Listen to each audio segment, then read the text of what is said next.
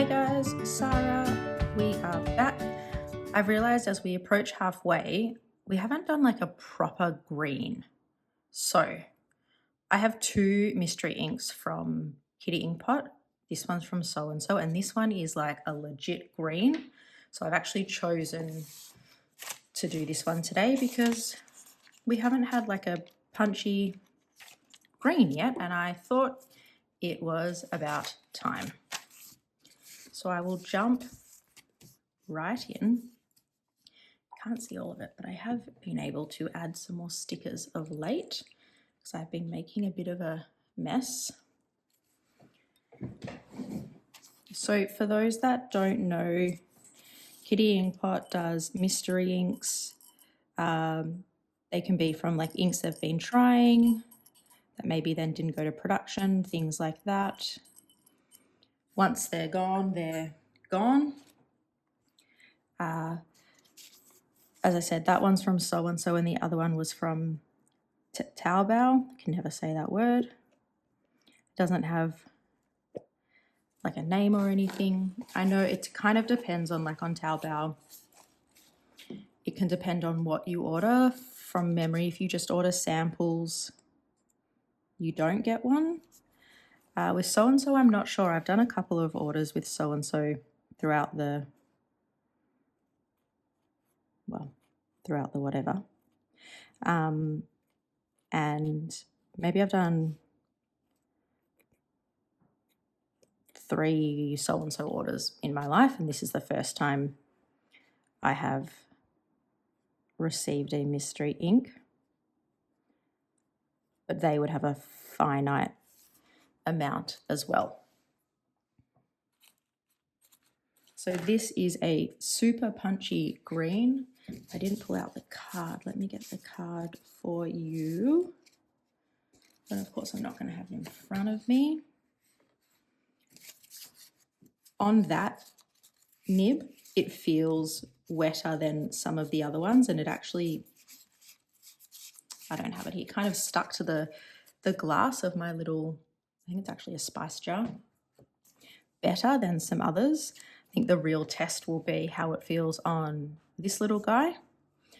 I do have a poem, so let me go to the right page and then I'll do my usual zoom in stuff.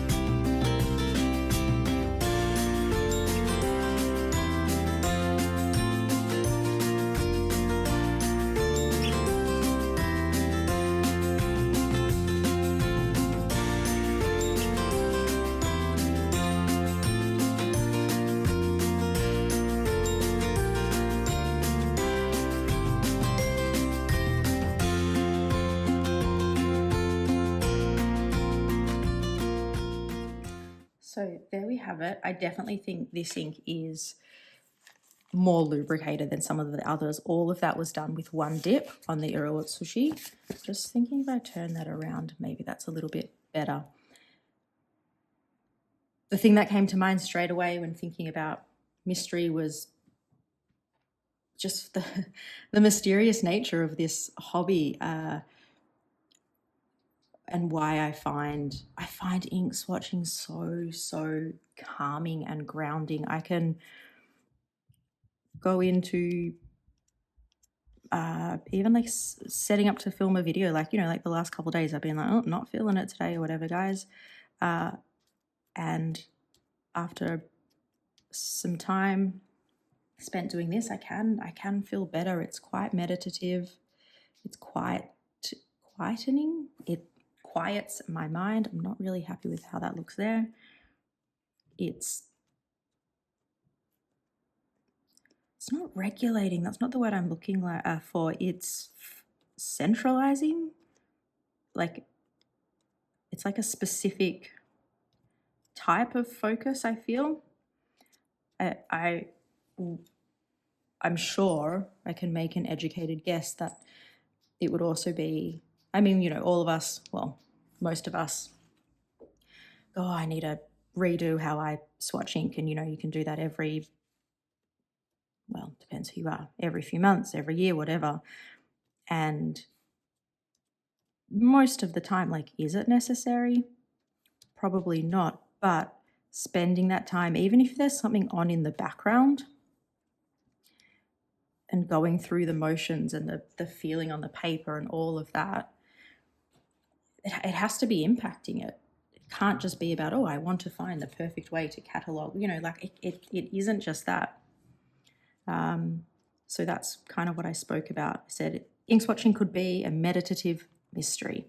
Is it though? Art travels back throughout history. Color hits the paper and quiet fills my mind. Oh, this creative relaxation. What a beautiful find. I actually think, I mean, thinking about meditation and the nature of this hobby and ink swatching and that centralizing feeling it can give actually makes me think of my pen friend T. The other mystery ink I have is more of a brown, and she really likes brown. So I think I'm going to put this one aside for the next package that I send her. I think that could be nice. And I almost want to like write myself a note because I feel like I'll turn the camera off and then forget. No, I won't, because I will edit this video. So that's our ink for today. Definitely feels, yeah, it felt much nicer on that nib. It's not as chroma shady as the rest, right? But you are still getting some different, even just the different shades of green within there. I think it's quite legible. So I wish I knew, from what I've been able to research, they don't do it. I would love to know what this ink became, like to kind of look at that story or that journey, if it did become something, you know, where this was in the process. That would probably be too much into their what's called like research and development, R&D, but I would love to know what this became, because I really actually love this as an ink. It's probably the perfect level of a bright green for me. It looks a little bit duller on the camera, but I think that's a really beautiful ink. So I will leave that one there for today.